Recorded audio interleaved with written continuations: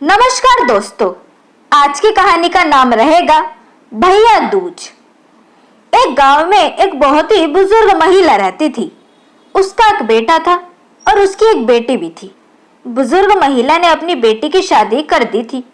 एक दिन जब भाई दूज का त्योहार आया, तभी उस बुजुर्ग महिला के बेटे ने कहा, माँ, मैं अपनी बहन के घर टीका करवाने के लिए जा रहा हूँ।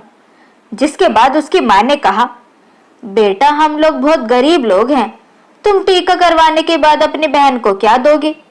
लेकिन उस बुजुर्ग महिला के बेटे ने जिद करके अपनी बहन के घर जाने के लिए अपनी माँ को मना ही दिया। फिर वह भाई अपनी माँ की आज्ञा लेकर अपनी बहन के घर निकल पड़ा। जैसे ही वह थोड़ी देर पहुंचा तो उसको एक बहुत ही गहरी नदी मिली और वह उससे कहने लगी, मैं तुम्हें अपने पानी में डुबाकर मार दूंगी क्योंकि मैं तुम्हारा काल हूं। जिसके बाद वह भाई उस नदी से कहता है, तो मुझे थोड़ी देर की मोहलत दे दो, मैं अपनी बहन के घर टीका करवाने के लिए जा रहा हूँ। जब मैं वहां से वापस आऊंगा तब तुम मुझे मार देना।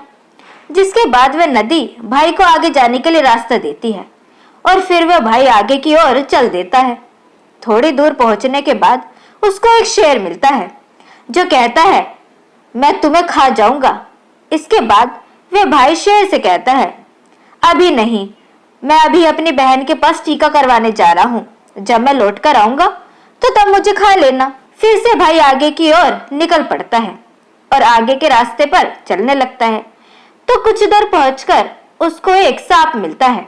वह भी भाई से कहता है, मैं तुम्हें मार दूंगा। वह भाई उस सांप से भी यही कहता है, मैं अभी अपनी बहन से टीका करवाने जा रहा हूँ। जब मैं लौट कर आऊंगा ना तो तब तुम मुझे मार देना, तब मुझे कोई शिकायत नहीं। वह भाई आगे की ओर चल जाता है और थोड़ी देर में भाई अपनी बहन के घर पहुंच जाता है।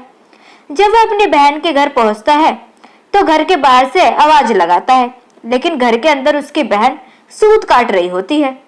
सूत को काटते वक्त उसका धागा टूट जाता है और वहां के लोगों की यह मान्यता थी कि अगर सूत काटते वक्त धागा टूट जाए तो बाहर से आपको कोई भी बुला रहा हो, बिना आवाज करे और बिना धागे को जोड़े अगर वो चली जाए तो वह व्यक्ति मर जाता है। वह बिना आवाज किए धागा जोड़ने लगती है, लेकिन जब भाई की आवाज लगाने पर भी उसकी बहन नहीं आती तो वहां से वह जाने लगता है। तभी उसकी बहन उस धागे को जोड़कर तुरंत अपने भाई के पास जाकर उसको रोकती है और उसको अपने घर ले जाती है। वह बहन अपने पड़ोस में रहने वाली महिला के पास जाती है और उससे पूछती है, भाई दूज के दिन क्या बनाना होता है, क्या तुम मुझे बता पाओगी? दरअसल मुझे ये सब पता नहीं है, मैं पहली बार शादी के बाद यहाँ आई हूँ। तब वह महिला उसको बताती है कि तुम तेल से अपने चूल्हे को लीपो और घी से चावल पकाओ।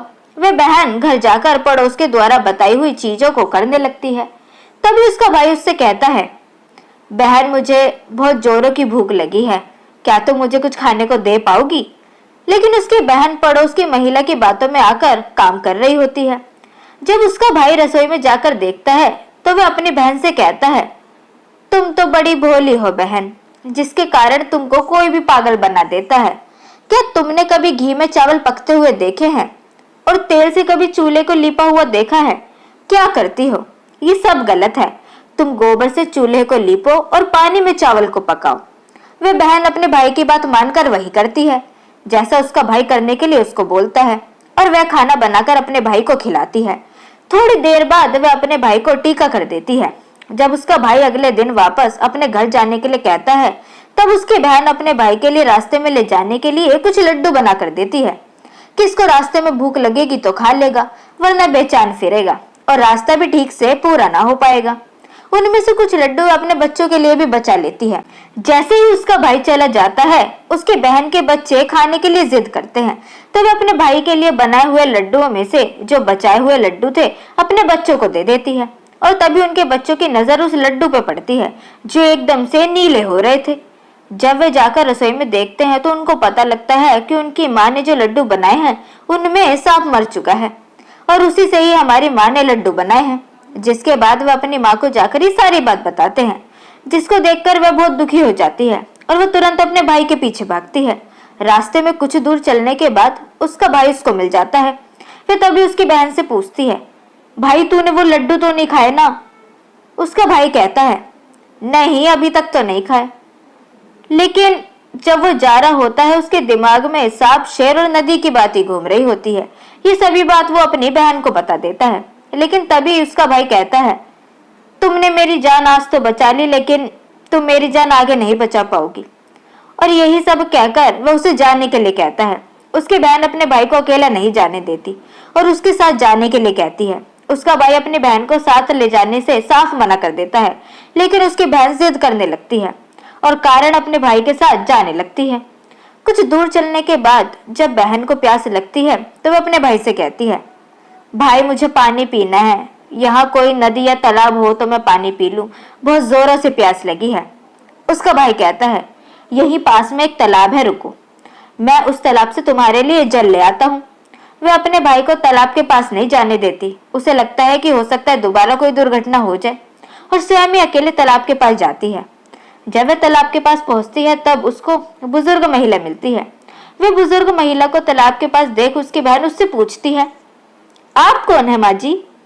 जब वह बुजुर्ग महिला बताती है कि मैं एक भाई का इंतजार कर रही हूँ, उसकी बहन ने एक सांप को मारा है जिसके लिए मैं उसका काल बनकर बैठी हूँ। उसकी बहन उस बुजुर्ग महिला से अपने भाई की जान बचाने के लिए पूछती है। तभी बुजुर्ग महिला उसे कहती है, तुम अपने भाई को खूब गालियां दो, जब तक उसकी शादी ना हो जाए तब तक उसकी सारी घाट तुमको टालनी होगी। तुमने एक सांप को मारा है जिसका हर्जाना तुम्हारे भाई को भुगतना होगा। तुम्हारे भाई की जान जाएगी। अगर तुम चाहती हो ऐसा कुछ ना हो तो उसकी तुम्हें सारी चीजें टालनी होगी। कोई भी परिणाम आने से पहले या कोई भी दुर्घटना होने से पहले तुम्हें उसके पहले खड़ा होना होगा, तभी तुम्हारे भाई की जान टल सकती है, वरना नहीं। वह बहन तुरंत वापस जाकर अपने घर से एक मांस का टुकड़ा, एक चुन्नी और एक कटोरी में थोड़ा सा दूध लेकर अपने भाई के साथ आ जाती है और उससे कहती है, चलो। जैसे ही वे दोनों रास्ते में थोड़ी दूर चलने के पश्चात चलते हैं तो उसे वहां शेर मिलता है जिसने उसके भाई को मारने के लिए पहले रोका था। जैसे ही वह शेर उसके भाई को मारने के लिए आगे बढ़ता है तब उसकी बहन शेर को एक मांस का टुकड़ा खाने के लिए दे देती है, जिससे शेर उस मांस के टुकड़े को खाने लगता है और वह दोनों वहां से निकल पड़ते हैं। आगे पहुंचकर जब थोड़ी दूर वही सांप मिलता है जो सांप उसे पहले मिला था, तो वह उसे एक कटोरी दूध दे देती है, जिससे सांप भी उनका रास्ता खाली कर देता है और दूध पीकर उन्हें आराम से जाने लगता है। आगे जब नदी के पास पहुंचते हैं तब उसकी बहन नदी को एक चुन्नी देती है, जिससे नदी प्रसन्न होकर उनको आगे जाने का रास्ता देती है। और थोड़ी देर पश्चात वे लोग अपने घर पहुंच जाते हैं। घर पहुंचकर उनकी माँ अपने बच्चों को देखकर बहुत खुश हो जाती है, लेकिन उसकी बहन अपने भाई को गालियां देना शुरू कर देती है। ये देखकर माँ बेटे दोनों बहुत आश्चर्यचकित हो जाते हैं।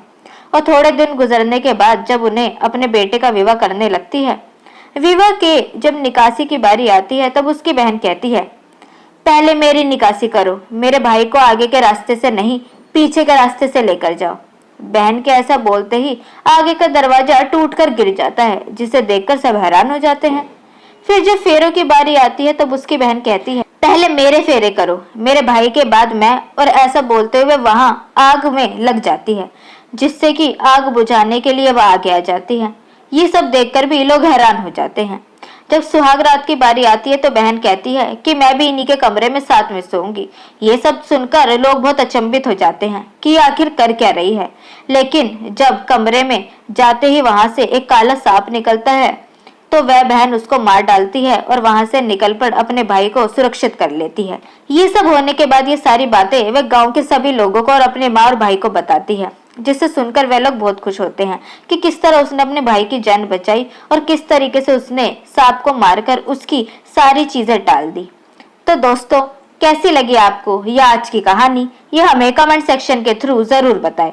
वीडियो अगर आपको पसंद आई हो तो इसे लाइक जरूर करें, साथ ही इसे अपने भाई बहनों के द्वारा शेयर जरूर करें। इसके अलावा दोस्तों, अगर चैनल को सब्सक्राइब नहीं किया है तो चैनल को सब्सक्राइब जरूर कर ले, ताकि आगे भी आपको इसी तरीके की वीडियो मिलती रहे। धन्यवाद।